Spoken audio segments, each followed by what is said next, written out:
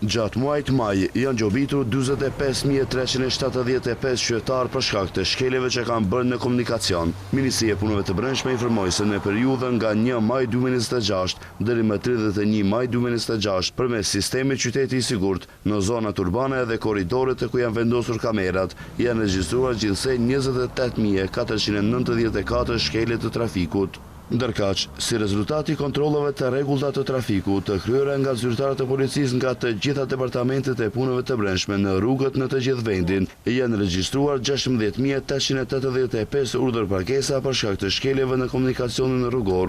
Pjesa më e madhe e gjobave ka të bëjë me tejkalimin e shpejtësisë, plot 31.833. Nga numri i përgjithshëm i shkeleve të regjistruara nga kamerat e Qytetit të Sigurt, pjesa më e madhe janë për drejtim të automjetit me shpejtësi më të madhe se ajo e lejuar, gjithsej 27.360 raste. Po ashtu, edhe shumica e gjobave që janë vendosur nga policët kanë të bëjnë me mosrespektimin e shpejtësisë, plot 4.473 shofer kanë lëvizur me shpejtësi më të madhe se shpejtësia e lejuar. Kamerat e Qytetit të Sigurt kanë regjistruar 833 shkele për drejtim të automjetit me leje qarkullimi të skaduar dhe 301 shkele për kalim në semafor të kuq.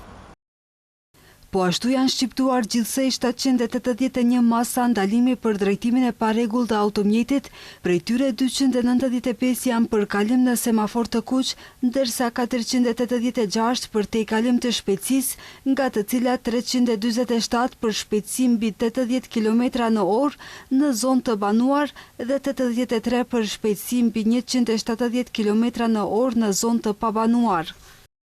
Lidhur me shkelet që kanë regjistruar policia, sipas neni 297A të kodit penal, drejtimi i pakujdesshëm i automjetit, 70 shofer u sankcionuan për drejtim në ndikimin e alkoolit, 241 për drejtim pa leje vozitjeje, 33 për shkak të ndalimit të vendosur më parë për drejtimin e një automjeti. Në të njëjtën periudhë, 238 automjete u sekuestruan sipas nenit 300B të kodit penal. Nga MPB apelojnë të gjithë pjesëmarrësit në komunikacion që të respektojnë rregullat dhe dispozitat e trafikut me qëllim që rrugët të jenë më të sigurta për të gjithë.